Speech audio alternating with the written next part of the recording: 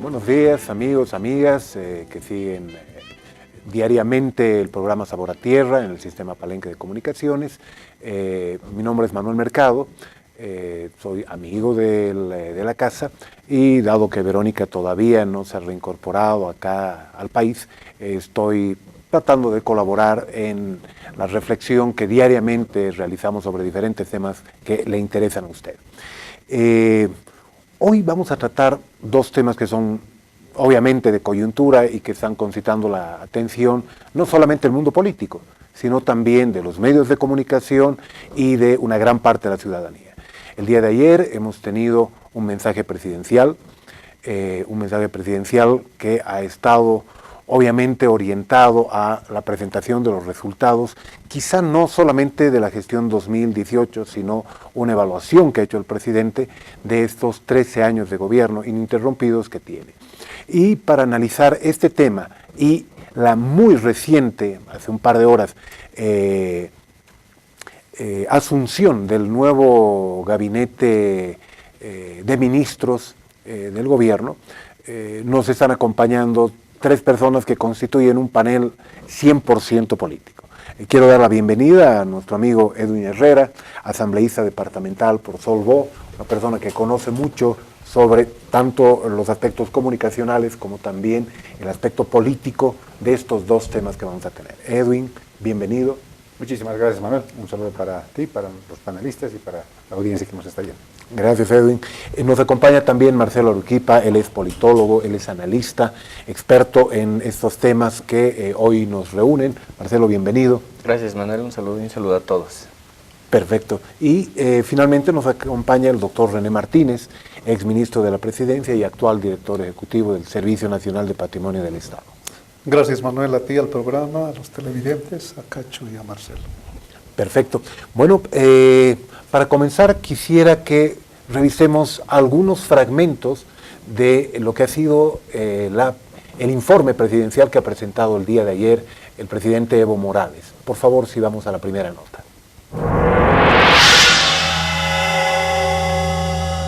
Hermanas y hermanos, seguiremos siendo líderes económicos en América del Sur, porque tenemos un plan, tenemos políticas económicas con soberanía, tenemos tantos programas. Estamos seguros, después de nacionalizar, ahora empezamos a industrializar y con seguridad estos proyectos económicos bajo la dirección del Estado boliviano seguirá permitiendo mejores ingresos, utilidades para el pueblo boliviano. Como siempre, continuaremos reduciendo la pobreza y ampliaremos la base media, el sector urbano y rural. Incrementaremos las reservas de gas para garantizar los ingresos, los bonos, la educación y la salud de los bolivianos para los siguientes 30 años. Sabe nuestro presidente de IPFB, sabe nuestro hermano ministro de Hidrocarburos, sabe nuestros técnicos como soldados de la economía nacional, que son parte de nuestra empresa más grande, los bolivianos y IPFB. En los próximos días habrán nuevas novedades, nuevos megacampos de gas. De manera silenciosa van trabajando y oportunamente invitaremos para inaugurar estas nuevas reservas de gas que tiene el pueblo de Bolivia. Muy bien, de esa manera comenzaba su informe presidencial, Evo Morales Ayma, y nos hablaba de economía, de pobreza, de clases medias, de gas, de las reservas que tenemos comprometidas, que tenemos ya aseguradas para los próximos años. Quisiera comenzar contigo, Marcelo.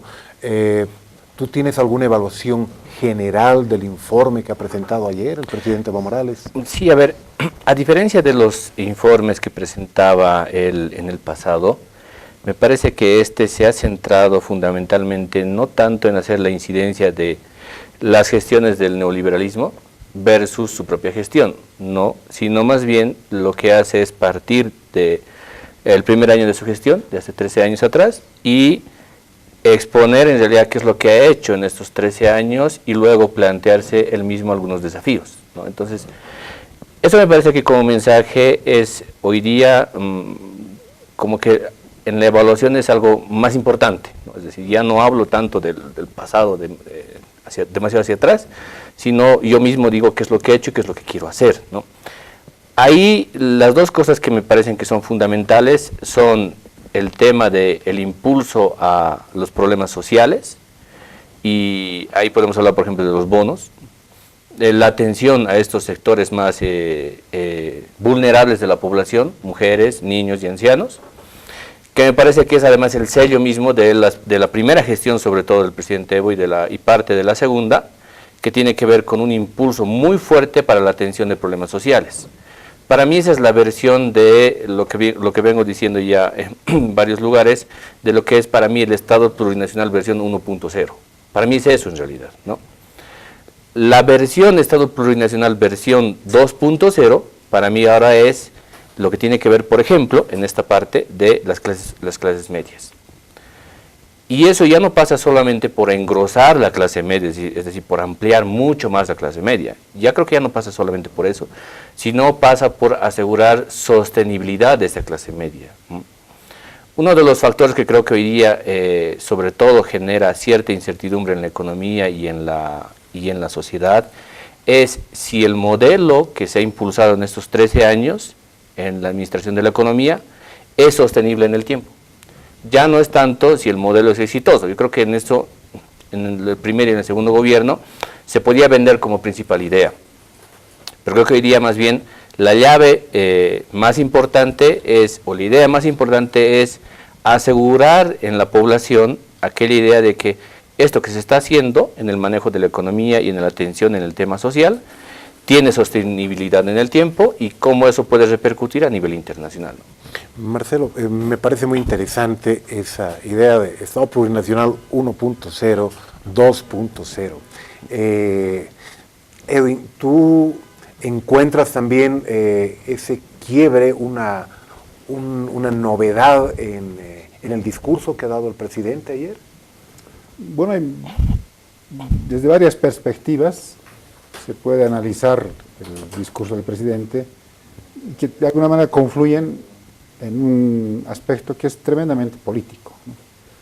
Lo que ha hecho ayer el presidente, incluso con el discurso del vicepresidente un ratito antes, es delinear, demarcar cuál va a ser el campo de disputa política en este año, que es tremendamente electoral.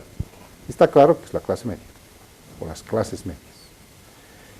Este va a ser el ámbito de disputa feroz que vamos a tener oficialistas y opositores de cara a las elecciones de octubre de este año. Por eso es que el énfasis está puesto precisamente en esto de las clases medias y lo que hay que hacer de aquí en adelante. Entonces tú ves más un mensaje con un cierto sesgo electoral más que un tradicional informe a la nación, que es lo que Claro. se hacía. Primero por incluso el tiempo, ¿no? Si se acuerdan los televidentes que nos están viendo, los primeros informes pasaban las 2, 3 horas, hasta que un soldado de los colorados tuvo que desmayarse escuchando el largo mensaje del presidente, ¿no? No, ahora es más corto, más conciso, más lleno de datos y más impulsando lo que va a ser este año, ¿no? O sea, está claro que está demarcando el campo de la disputa política en el país. ¿Dónde están los déficits, ¿no? Es que en algunos casos seguimos hablando de los viejos problemas de nuestro país, ¿no? Corrupción, temas de salud, temas de empleo, temas de educación, que debieron haber sido superados en estos 13 años, pero siguen siendo los grandes temas sobre los que va a girar, me imagino, toda una cantidad de propuestas, no solamente que van a venir desde el oficialismo, también van a venir de la oposición, y ese también va a ser el otro campo de disputa política.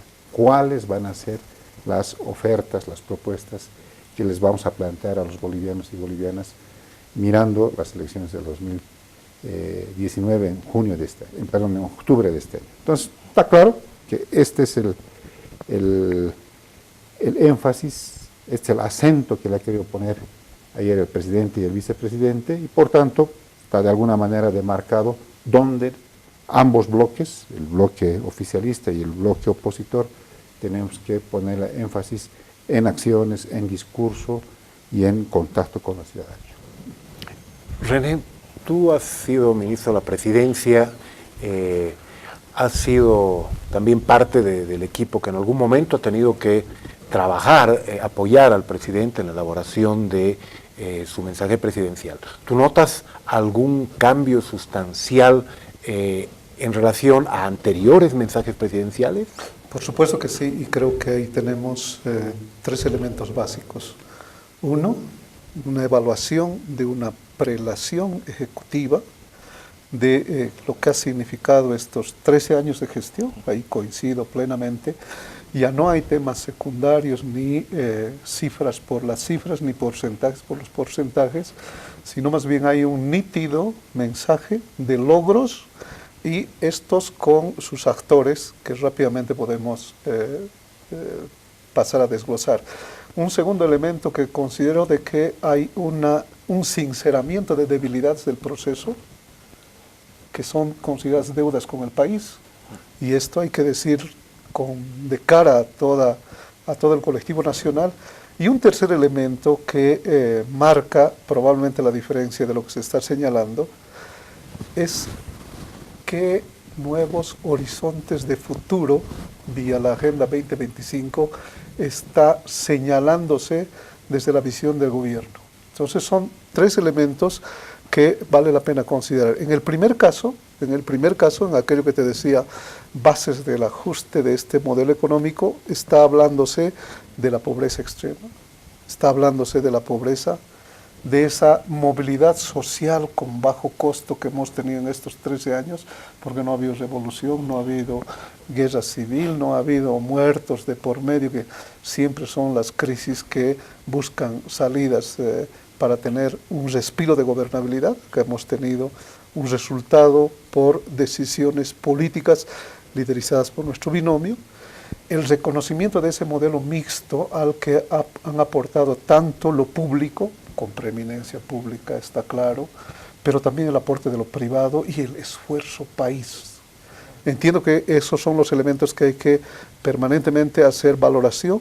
El tema de infraestructura que te está señalando que había la necesidad de tener un empedrado por sobre el cual cimentar nuevos ajustes en todos los ejes temáticos que son de dominio del gabinete.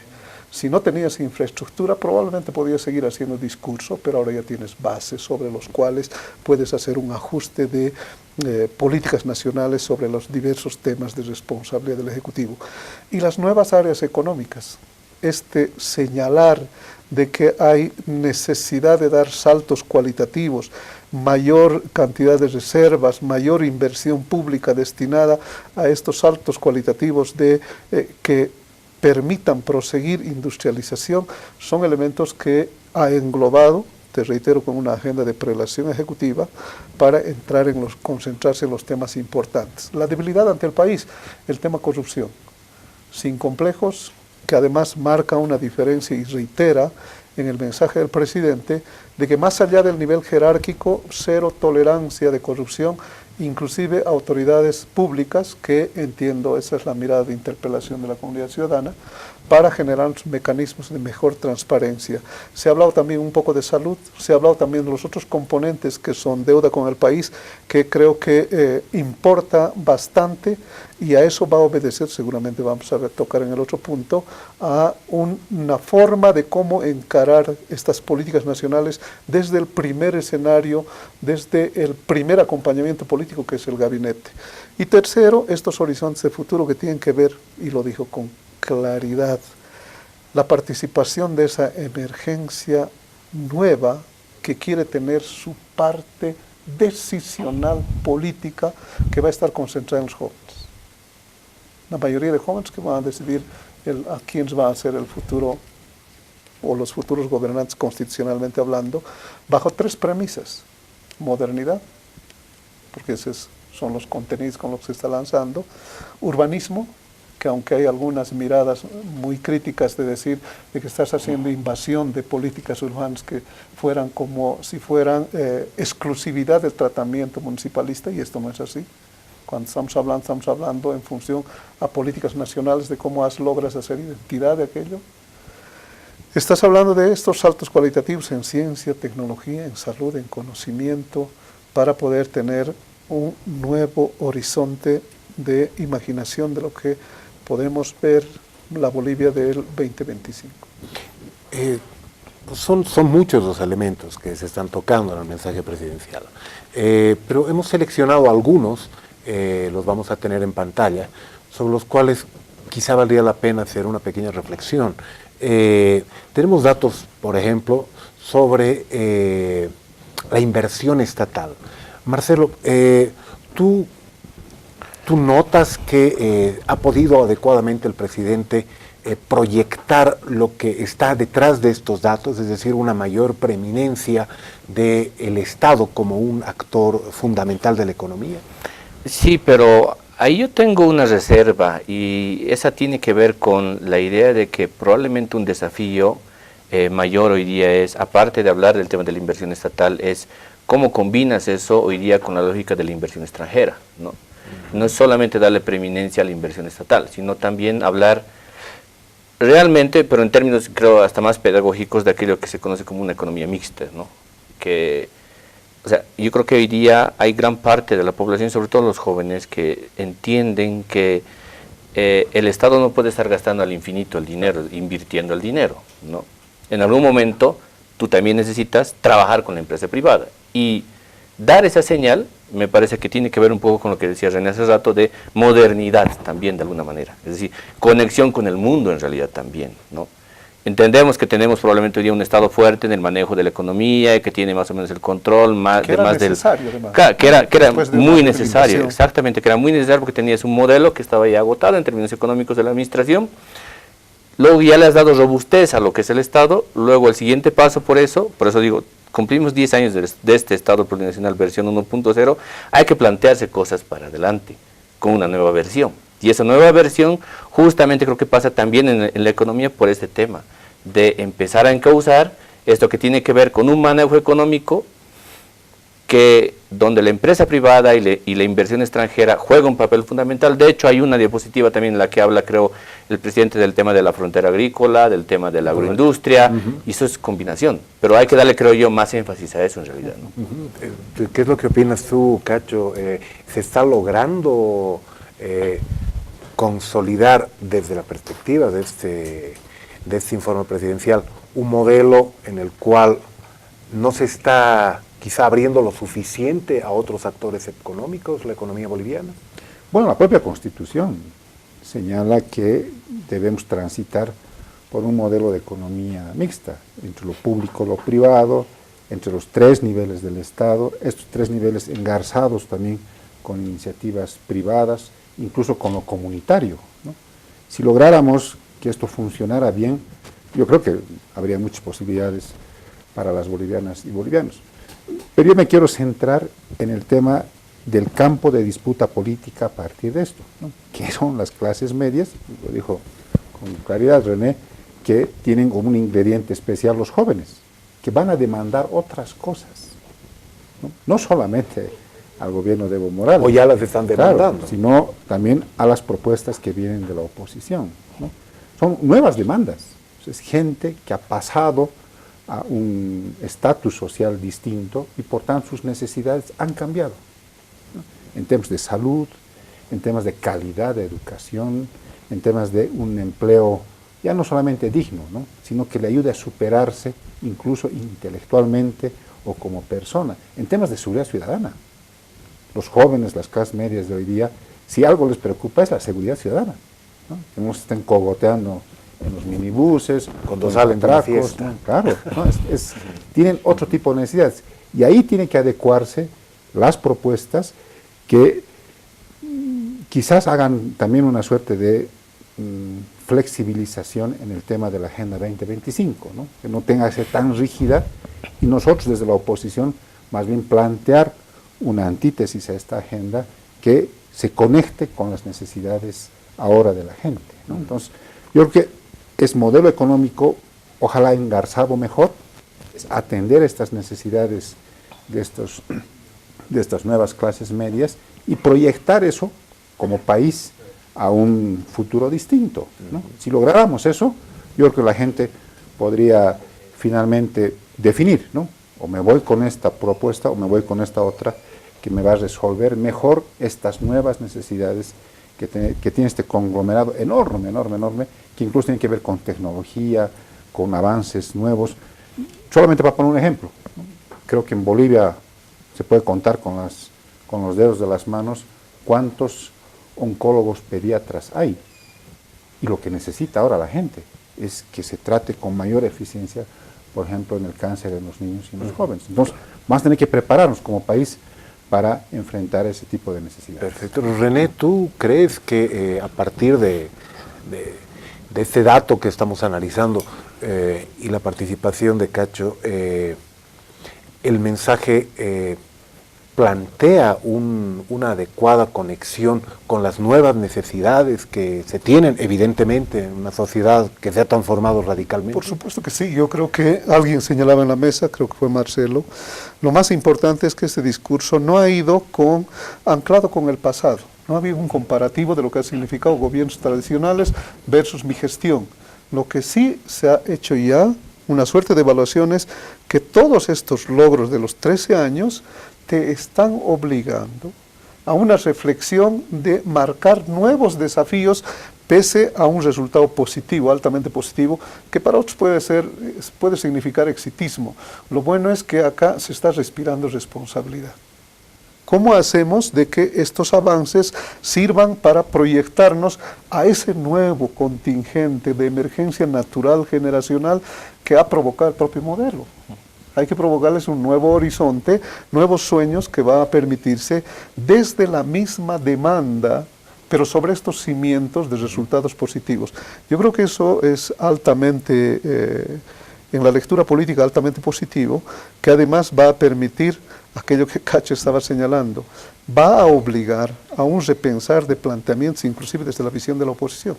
No es lo mismo sostenerse con lo mismo, estar haciendo un discurso mecánico, repetitivo, reiterativo, cuando la comunidad ciudadana, al haber nueva realidad, al haber una movilidad social histórica que no habíamos logrado desde la fundación de la República, podamos seguir escuchando la misma cantaleta. Estamos obligados a tener razonamientos de modernidad, de urbanismo, de políticas que nos impliquen un verdadero salto cualitativo en el conocimiento, en ciencia, cómo precisamos salud, para no ver siempre los recurrentes males, la justicia, que es otro desafío que hay que cumplir con el país, que obliga a que tengamos que inclusive precisar esa Agenda 2025 con estos derroteros que son una nueva mirada generacional.